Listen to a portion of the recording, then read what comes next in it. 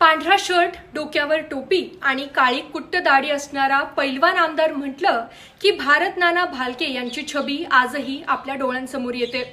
सरकोली सारख्या छोट्याशा गावातून पुढे येऊन पंढरपूर मंगळवेढा मतदारसंघातून सलग 3 वेळा निवडून येत स्वर्गीय आमदार भारत नाना भालके यांनी आपलं नेतृत्व आणि कर्तृत्व हे सर्वमान्य असल्याचं सिद्ध केलं होतं। 2020 मध्ये आलेल्या कोरोनात आमदार भारत भालके यांचं निधन झालं आणि त्यांच्यावर प्रेम करणाऱ्या लोकांना धक्का बसला।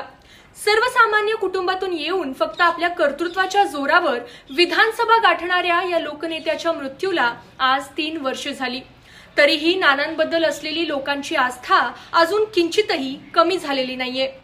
भारत भालके यांच्या निधनानंतर पंढरपूरसह मंगळवेढा तालुक्यात नेतृत्वाची मोठी पोकळी निर्माण झाली। लोकांना क्षणोक्षणी नानांची आठवण येऊ लागली। त्यानंतर झालेल्या पोटनिवडणुकीत आमदार समाधान आवताडे यांनी भगीरथ भालके यांचा पराभव केला आणि भालके परिवार तालुक्याच्या राजकारणातून बॅकफूटवर जात राहिला। पोटनिवडणुकीत झालेल्या पराभवानंतर भगीरथ भालके चेअरमन असलेल्या श्री विठ्ठल सहकारी साखर कारखान्याची निवडणूक जाहीर झाली आणि त्यातही भालके यांच्या पॅनलचा दारुण पराभव झाला। भगीरथ भालके यांना भारत नानांसारखं राजकारण जमत नाही। भगीरथ भालके हे लोकांमध्ये ऍक्टिव्ह नसतात, त्यामुळे भालके यांच्यावर नॉट रिचेबलचा शिक्का अधिक गडद होत गेला आणि त्याचाच फायदा पंढरपूरच्या राजकारणात नव्याने पाय पसरू पाहणाऱ्या अभिजित पाटील यांनी घेतला। मीच खरा भारत नाना भालके यांचा वारस आहे असा प्रचारही अभिजित पाटील यांनी झालेल्या विठ्ठल कारखान्याच्या निवडणुकीत केला होता। तर फक्त दाढी आणि कपड्यांचा पेहराव करून कोणी नाना होत नसतं अशा पद्धतीची टीकाही भगीरथ भालके यांच्यावर अनेक वेळा झालेली आहे। नमस्कार, मी पूजा खपाले, एबी मराठीमध्ये आपलं स्वागत आहे। भारत नाना भालके यांच्या विचारांचा वारस नक्की कोण होऊ शकतं हेच आपण या व्हिडिओमधून पाहणार आहोत।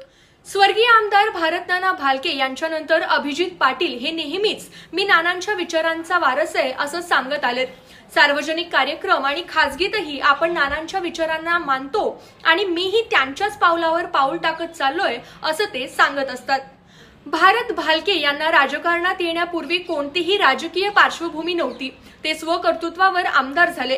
त्याच पद्धतीने अभिजित पाटील यांनाही राजकारणातली कोणतीही पार्श्वभूमी नाही, त्यामुळे राजा का बेटा राजा नहीं बनेगा, जो हकदार है वही राजा बनेगा अशी भूमिका अभिजित पाटील यांनी आजपर्यंत नेहमी घेतली आहे। या उलट भगीरथ भालके यांनी मात्र पोटनिवडणुकीच्या पराभवानंतर लोकांमधला आपला वावर कमी केला होता।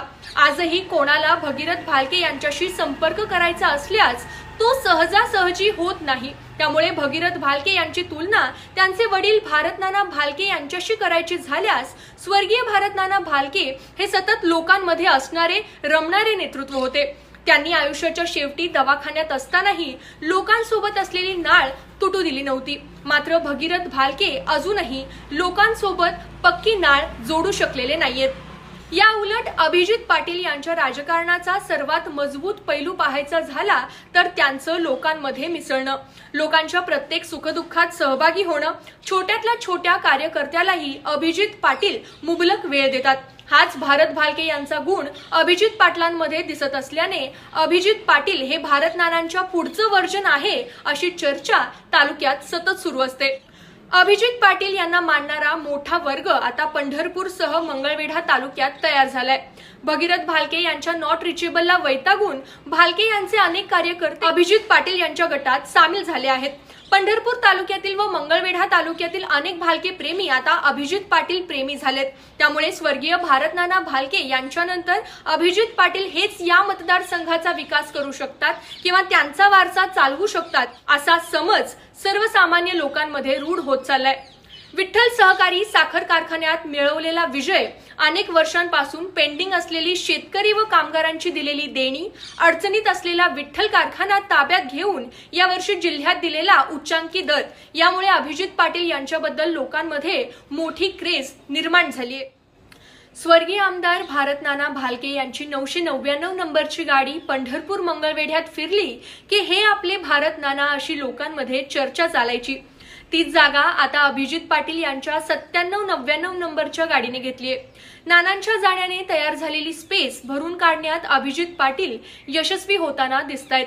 भगीरथ भालके हे भारत नाना भालके यांचे रक्ताचे वारस आहेत। त्यांच्याकडून लोकांना मोठ्या अपेक्षा आहेत, मात्र लोकांच्या अपेक्षा पूर्ण करण्यात त्यांना हवं तसं यश आलेलं नाहीये।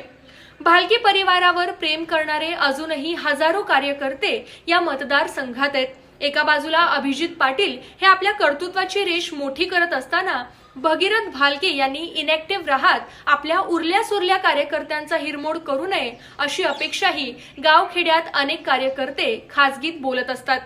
आज स्वर्गीय आमदार भारत नाना भालके यांचे तृतीय पुण्यस्मरण आहे। भालके यांना जाऊन 3 वर्षे झाली। या 3 वर्षात अभिजित पाटील व भगीरथ भालके यांच्या कर्तृत्वाची तुलना करायची झाली तर भालके हे आमदारकीची निवडणूक हरलेले आहेत व विठ्ठल कारखान्याच्या निवडणुकीतही त्यांना पराभवाला सामोरं जावं लागलंय। या उलट अभिजित पाटील यांनी कारखान्याची निवडणूक लढवून आपल्या पारड्यात वजन पाडून घेतले। येणाऱ्या काळात विधानसभा निवडणूक आहेत। अभिजित पाटील हेच विठ्ठल परिवाराचे नेते असं परसेप्शन सेट करण्यात पाटील यांच्या कार्यकर्त्यांना यश आले। त्यामुळे येणाऱ्या विधानसभा निवडणुकीत अभिजित पाटील हे आपणच भारत भालके यांच्या विचारांचे वारसदार आहोत अशी भूमिका पुन्हा मांडणार आहेत। स्वर्गीय आमदार भारत नाना भालके यांच्याबद्दल तुम्हाला काय वाटतं? त्यांचा वारसा सक्षमपणे पुढे कोण चालवू शकतं? याबद्दल तुमचं मत काय आहे हे आम्हाला कमेंट करून नक्की कळवा आणि अशाच माहितीपूर्ण व्हिडिओसाठी पाहत रहा एबी मराठी न्यूज।